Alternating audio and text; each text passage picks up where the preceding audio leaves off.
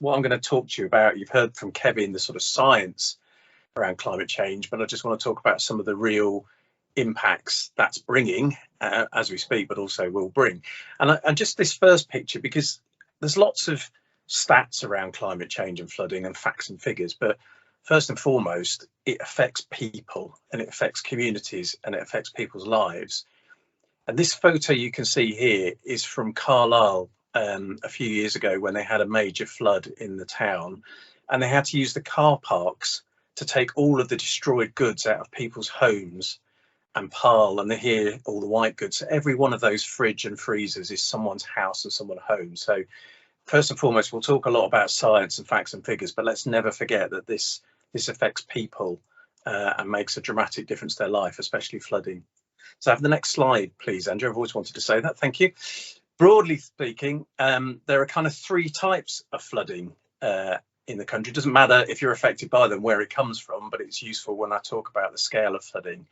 You have flooding from the sea, and you can see on the left there some pretty dramatic photos of floods 10 years ago in Cornwall and how much energy and waves that hit our coastal towns. You have what probably people recognise more, flooding from rivers. And then you also get what's called surface water flooding. Basically, that's when the intensity of the rainfall is so heavy, it overwhelms the drains around roads, especially in towns and cities. And the drains can't take the rainfall away quick enough. So it backs up and starts flooding people's homes and properties and businesses from the actual intensity of the rainfall. So you can get flooded even if you are nowhere near the sea or nowhere near a river. Next slide, please.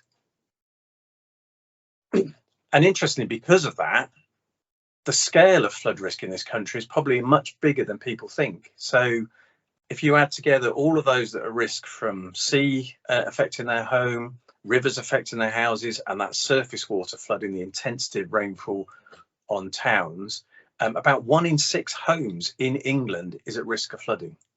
And that comes to about a massive 5.3 million homes. And many of those will be people that don't know they're at risk of flooding because they don't live anywhere near, as I say, rivers or the sea.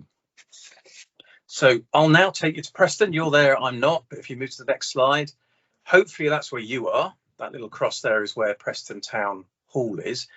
And you have the River Ribble running through Preston. And if you just go to the next slide, this is the floodplain for Preston.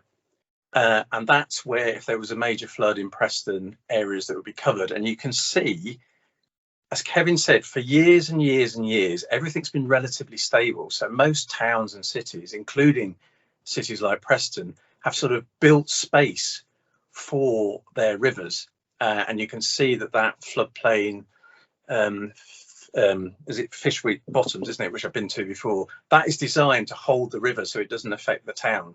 The real challenge, though, is that because rainfall's changing so quickly, both how much rain is coming, the intensity of the rain, how heavy it is when it happens, that long history of making space for rivers and the sea is going to be challenged. Now, at the moment, we're spending billions as a country to sort of stay running to stay still. So if I just go to the next slide, you may know, if you've been around Preston for the last year or so, in the next slide, there is actually a new flood scheme being built. You might not know, but you might have seen lots of roadworks by the river, lots of cranes around. I know there's been some road disruption.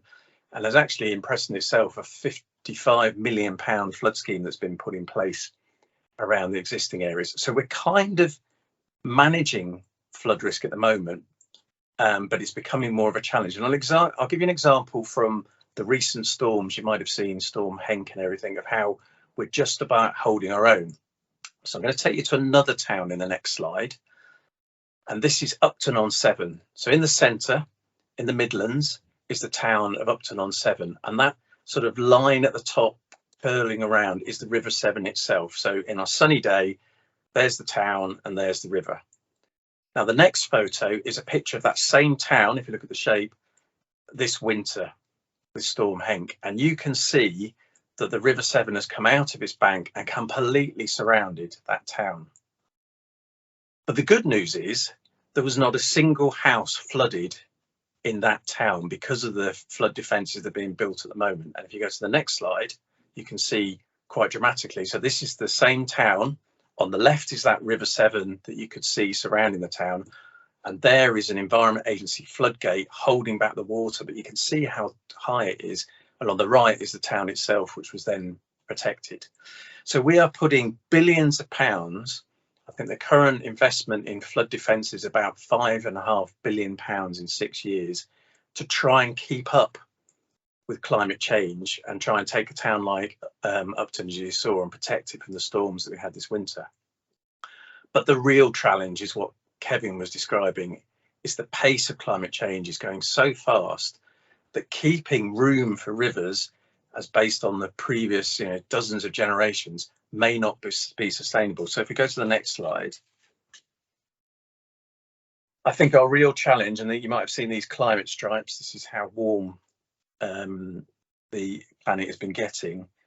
The real challenge is whether the sort of approach we've had up until now with flooding, we have a flood, we build flood defences, we have another flood, we build flood defences, is that going to be sustainable going forward? And do we need to think differently? And that's the kind of work that you'll be doing as a group, I think, to come with new ideas. But so I'm going to finish my presentation by taking you to a pub, I'm afraid virtually rather than real. So if you go to the next slide, this is a pub called the Lobster Smack.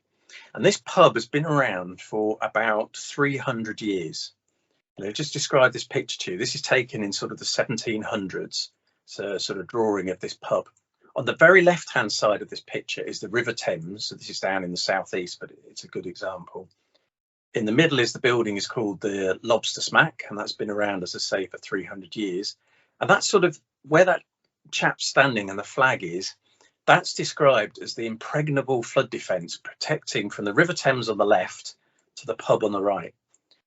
Now, I'm going to take you to another slide in a minute. Before you move, the building changes a little bit, but if you could just look at those two very close windows in the centre and that chimney, you'll see it's the same building. So I'm now going to take you to the Lobster Smack in the 1920s. So you can see those two windows in the centre and the chimney. They've just extended the building slightly.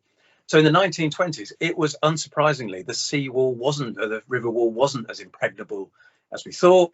And what happens is there'd be a flood. And what happens is engineers in the past, and they still now, will build the flood defence slightly higher, slightly wider. Inconveniently, now they have to build it around the pub. But you can still see the River Thames on the left and people having a nice little wander on a Sunday, still going to the pub. You can see that beautiful little 1920s car in the car park.